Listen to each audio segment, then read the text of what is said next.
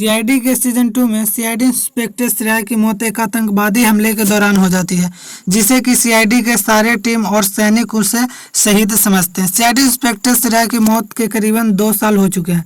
CID के सारे team फिर से पहले की तरह अपने काम में लग जाते हैं, क्योंकि एक भी व्यक्ति को शहीद हो जाने से उनकी फर्ज को निभाना जरूरी है। सीआईडी के सारे टीम अपने काम में मग्न रहते हैं। सीआईडी ऑफिसर दया सर एक आतंकवादी हमले के दौरान ही वहां पर उन्हें खरोच लग गई थी, जिससे कि अभी तक वह पीड़ित रहते हैं। सीआईडी इंस्पेक्टर दया सर एक बाइक से अपने घर जा रहे थे।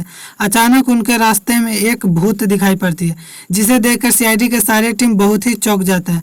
चौंक जाने के बाद वहां पर सीआईडी इंस्पेक्टर दया सर जाते हैं और जाने के बाद उनका जो बाल रहता है उसे हटाकर देखते हैं तो उन्हें सीआईडी इंस्पेक्टर श्रेया नजर आती है, जिसे देखकर सीआईडी ऑफिसर दया सर तो बहुत ही खुश होते हैं, पर वो सोचने लगते हैं कि सीआईडी इंस्पेक्टर श्रेया जिंदा है। वहाँ सीआईडी इंस्पेक्टर श्रेया से सीआईडी ऑफिसर दया सर बात करते हैं और कुछ पूछताछ करते हैं। पूछते हैं कि तुम जिंदा हो तो तुम इतने दिन से कहाँ थी।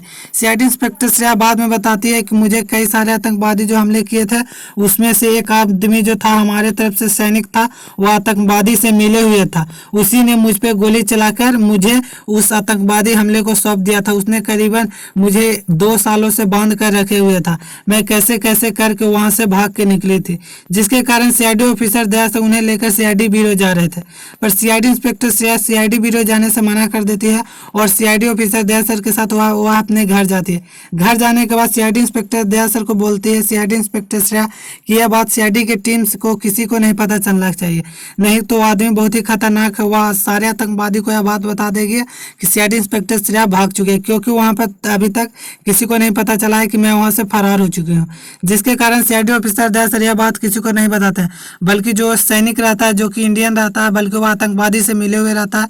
सीआईडी ऑफिसर दया सर उससे जाकर बात करते हैं और बोलते हैं कि आतंकवादी हमले में तुम वहां पर थे ना। तो वहां पर वो बोलता है कि थे, पर वहां पर मुझे कुछ चक्कर आने लगा था, जिसके कारण मैं बेहोश हो चुका था पहले से ही, और वह सीआईडी इंस्पेक्टर श्रेया के साथ था। जिसके कारण सीआईडी ऑफिसर दया सर बोलते हैं कि सीआईडी इंस्पेक्टर श्रेया को गोली मारा तो तुम्हें गोली क्यों नहीं मारा।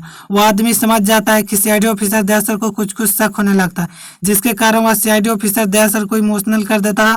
वहां से सीआईडी ऑफिसर दया सर तो चले जाता है, पर वो आदमी जाता है आतंकवादी से मिलने के लिए, जिसके पीछे पीछे सीआईडी के सारे टीम जाते हैं। वह आतंकवादी से बात करने लगता है। सीआईडी ऑफिसर चारों तरफ से उसे छेक लेता है। वहां पर बात सुनते हैं कि वह आतंकवादी से क्यों बात कर रहा। वह सीआईडी के सारे टीम को मारना चाहता था, पर उसका मकसद कामयाब तो नहीं हो पाया था, जिसके कारण सीआईडी इंस्पेक्टर श्रेया के जरिए वह सीआईडी टीम को मारना चाहता है। जिसके कारण सीआईडी ऑफिसर दया सर तो यह बात समझ जाते हैं कि सीआईडी इंस्पेक्टर श्रेया हमारे पास है, ये तो नहीं हो सकता। वो आदमी को पहले ही जाकर वो सीआईडी ऑफिसर दया सर पकड़ लेते हैं। वहाँ पर सीआईडी के सारे टीम आते हैं और सारी बात पूछते हैं। वहाँ पर पूछते हैं, वो आदमी जो रहता है वो बोलने लगता है कि तुम मुझे मारोगे तो मैं सीआईडी इंस्पेक्टर श्रेया का कत्ल कर दूंगा। वहाँ पर सीआईडी इंस्पेक्टर श्रेया आती है और बोलती है कि तुमसे पहले मैं बच गया था, मैं वहाँ पर भूत बन के कई सारे लोगों को डराया था, वहाँ से भूत बन के ही मैं वहाँ से वापस निकली थी। जिसके कारण सीआईडी के सारे टीम उस आतंकवादी को कड़ी से कड़ी सजा दिलवाते हैं और सीआईडी इंस्पेक्टर जो श्रेया थी वह भूत बनने के कारण ही वह कामयाब हो चुकी थी।